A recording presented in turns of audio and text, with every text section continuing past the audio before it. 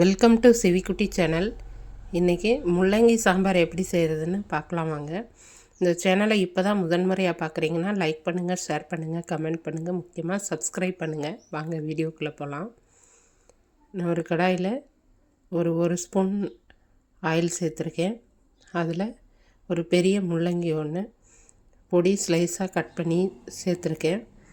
எல்லாம் முள்ளங்கி சாம்பார்னால் அவ்வளோக்கா விரும்ப மாட்டாங்க, ஏன்னா அது ஒரு மாதிரி வாசம் அடிக்கும், அதனால தான்.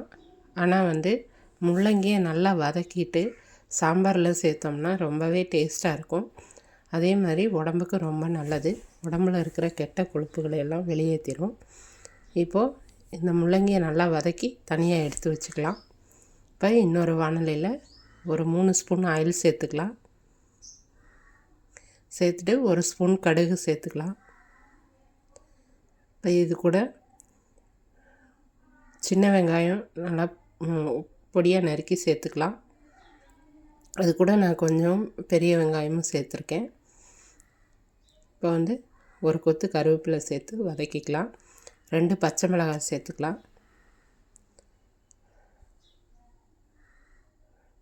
வெங்காயம் நான் ஒரு 200 கிராம் அளவு சேர்த்துருக்கேன். நீங்கள் வெங்காயம் கூட குறைச்சி உங்கள் தேவைக்கேற்ப சேர்த்துக்கோங்க. அதே மாதிரி தக்காளி பெரிய தக்காளி 2 தக்காளியை பொடியாக கட் பண்ணி சேர்த்துருக்கேன்.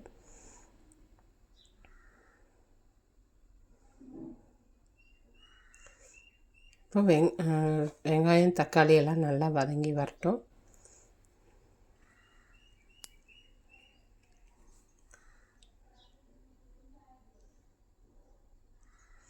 ஒரு கண்ணாடி பதத்துக்கு வந்ததுக்கப்புறமா அது கூட வதக்கி வச்ச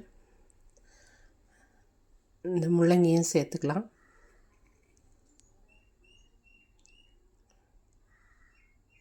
இப்போ இது எல்லாத்தையும் நல்லா சேர்ந்து கலந்து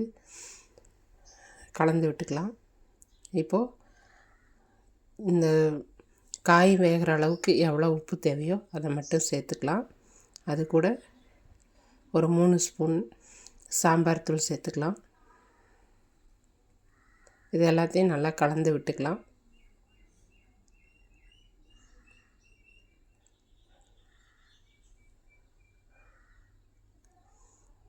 இப்போது சாம்பார் பொடியோட பச்சை வாசனை போனதுக்கப்புறமா தேவையான அளவு தண்ணி சேர்த்துக்கலாம். நான் ஒரு 1 லிட்டர் அளவு தண்ணி சேர்த்துருக்கேன். சேர்த்து மூடி போட்டு இந்த காய் 3/4 பதம் வேகிற அளவுக்கு மூடி வச்சுருவோம். இப்போ திறந்து பார்த்துடலாம்.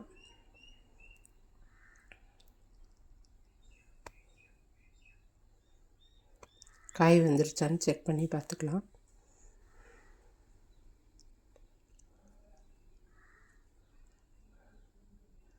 காய் வெந்துருச்சு.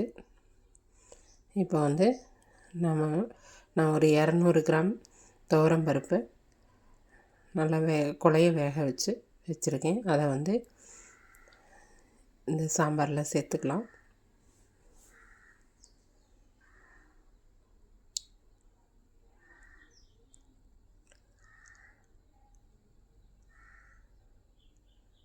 பருப்பை மசிச்சு விட்டு சேர்த்துக்கலாம்.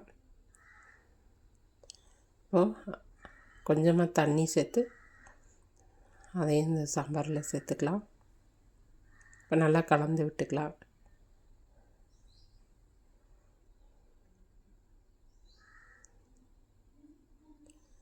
இப்போது முதல்ல காய்க்கு தேவையான அளவு மட்டும் உப்பு சேர்த்துடணும். இப்போ பருப்பு சேர்த்துருக்கோம். இப்போ அதுக்கும் சேர்த்து தேவையான அளவு உப்பு சேர்த்து உப்பை செக் பண்ணி பார்த்துக்கலாம். இப்போ நான் ஒரு கோழி குண்டு சைஸ் அளவு புளியை ஊற வச்சு அந்த புளிச்சாறை சேர்த்துறேன். இப்போ இது நல்லா ஒரு கொதி வரட்டும். புளியோட பச்சை வாசனை போகிற வரைக்கும் நல்லா கொதித்து வந்ததுக்கப்புறமா கடைசியாக நான் பெருங்காயத்தூள் சேர்த்துக்கிறேன். சேர்த்துட்டு அடுப்பை ஆஃப் பண்ணிவிட்டு இப்போது மல்லித்தலை தூவி இறக்கிக்கலாம். பாருங்கள் ஃப்ரெண்ட்ஸ், சூப்பரான முள்ளங்கி சாம்பார் ரெடி ஆயிடுச்சு. நீங்களும் இந்த மாதிரி செஞ்சு பாருங்கள்.